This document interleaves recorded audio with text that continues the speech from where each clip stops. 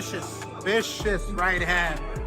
He's got the power, man. Look, I promoted him for what, 40 fights, 30 something fights. He's always had the power. He's always had the charisma. Great guy, great ambassador for boxing. Love him. How good was that? Yo, amazing. Obviously, What'd you make of the win, man? Good. Yeah. He somehow got up. She said, you're going to have to nail me to the canvas to beat me, right? That's why going into this fight, Deontay said, I got the 6-inch nails and the hammer from Alabama, because he's saying he's going to nail him down. He's the best heavyweight in the world, like Ali. Like Ali has certain similarities to him. One of them is he tells you what he's going to do, and he doesn't. All sorts of fighters falling out of a ring, a point deduction. Exactly. It was chaotic. It was chaotic. It went all ways, but I think the crowd was the winner tonight. A split decision just for Deontay Wilder. If you had to score it, if you thought somebody had edged it. I think it was close. I think maybe Wilder made them something like more cleaner shots, but I probably was on similar to the judges, like relatively close, but I probably did have a Wilder in for a round or so, something like that. Maybe just off a little bit of the cleaner work. So yeah, look, I would have loved for Derek to go out on a win and go off kind of with his moment and his time and what I would call kind of his arena. Yeah, that main event, Deontay Wilder edging it on the split decision. What did you think? I thought Deontay won, but it was hard to score because the rounds were so chaotic, really. I expected them, the scorecards to be all over the place, which it kind of were, but I feel for Derek. It would have been an ideal way to go out, a big win against Wilder, but it doesn't always end in the fairy tale that you want it. He should be proud of himself and proud of the career that he had, because he is an icon, and whether you like it or not, of the last 20, maybe 15 or 20 years, he's one of the biggest icons in the heavyweight game, so credit to him and everything he's done. With Deontay, he wasn't the version of old Deontay Wilder, but did you see maybe an improvement? Yeah, I've seen it. Yeah, he wasn't as tentative when he was punching. He was trying to land the uppercut. He was being brave. He was being vicious in there too. So I liked what I seen from Deontay, but Derek's always going to give anybody a hard fight just with his marauding style. Deontay left the ring and he bumped into AJ. He said to AJ, "Let's go." Very interesting. That fight makes sense to me. Like if people are asking who does AJ fight next, so who does Wilder fight next? The AJ fight makes sense, and I think it's AJ. I mean, we've got to remember what just happened to AJ, you know what I mean? So let the guy recover properly, maybe have a little fight back to just see what it's like, and then Wilder after that, I think sounds good. Final one, Carl, with Derek, do you think that's it now? Do you think that's Should be. I hope it is. He's more important things in boxing, and he's got a young family, so I hope that. The boxing world is divided, and it's all because of one chaotic heavyweight war that nobody saw coming. Deontay Wilder just beat Derek Chisora by split decision. But here's the thing, half the experts think it was a mess, and the other half are calling it pure entertainment. Let's do it. Let's do it. We're ready for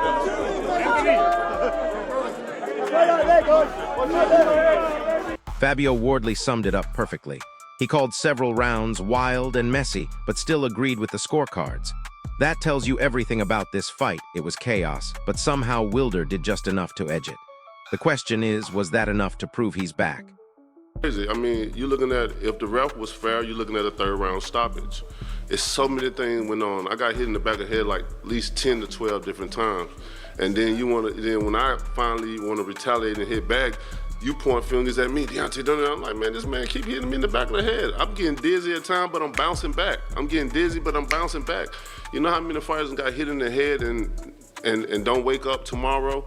That's why I might not even go to sleep tonight, because of the awareness of the awareness of getting hit in the back of the head and you not waking up tomorrow, or something happening, or something forming. I feel good externally, but internally something may be developing inside of me that I can't see right now, because a referee decided to allow something to happen that it shouldn't have happened. That was one of the things the referee asked, do we have questions?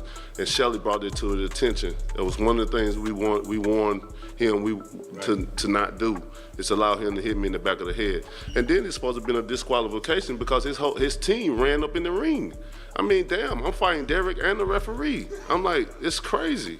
If any or all of you want to look up the rules, 1, if your corner enters the ring, it's an automatic disqualification. X.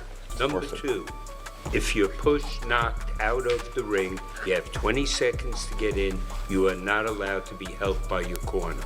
3, if you get hit and you're falling and you grab the rope, it's an automatic 8 count. 4, if you get hit after it's stopped, it's up to the discretion of the ref to take a point off. He takes it off him, but he doesn't treat fair. Number 5, when Derek went back and touched his eye, the ref, that's not allowed. You either stop the fight or you don't interfere. These are rules of the game, and they can be checked. And I'm glad my guy won because... Even Deontay Fury jumped in, praising both warriors for their heart and grit. But here's what's interesting. When Fury calls your fight amazing, you know it was either brilliant or completely insane. And based on what we saw, it might have been both. When he gets, he can hit. Do you agree with the scorecards? No. I didn't agree with it. You know,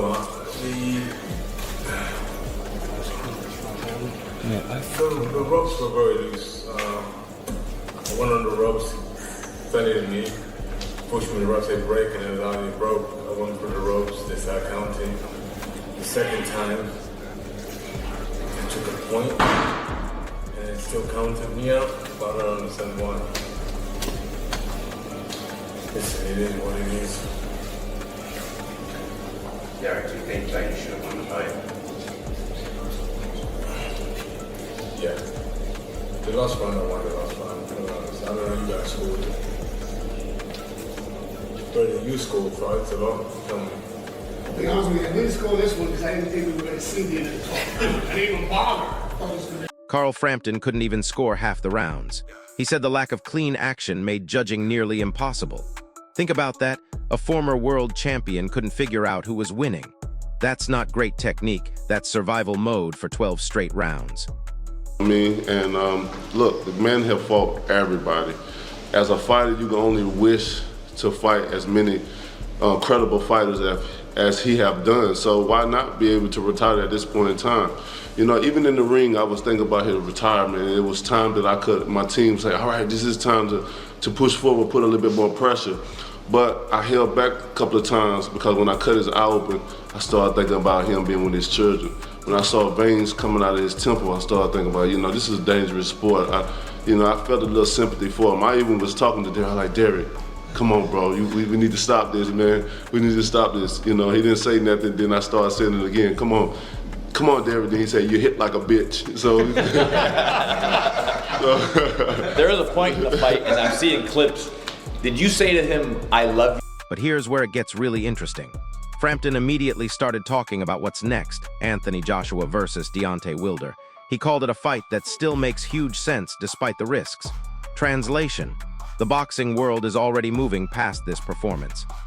I'm happy, and I'm just ready to go home to my babies, you know. The war has been done. It ended with an explosion. And now it's time to get on this plane. Hope God grant us traveling grace so I can get home to my babies and spread the love to them now. And listen, you said that the old Bronze Bomber was back, and you seem very powerful in there. You know, you were very strong throughout all 12 rounds. Did you feel like your old self was back in there? Most definitely. I do feel that way. You know, like I said, there's a lot of times that I didn't go full with Derek. Eddie Hearn saw something different, though. He said Wilder clearly took 2 or 3 rounds and praised the spectacle both men delivered. But notice what he didn't say. He didn't call it a dominant performance. For a former world champion, that's telling. Yeah, at times I did because I wanted him to retire well, but with the aggressiveness and different things that I did in the ring, I'm definitely back, baby. I can only get better and better and better as I heal. So here we come.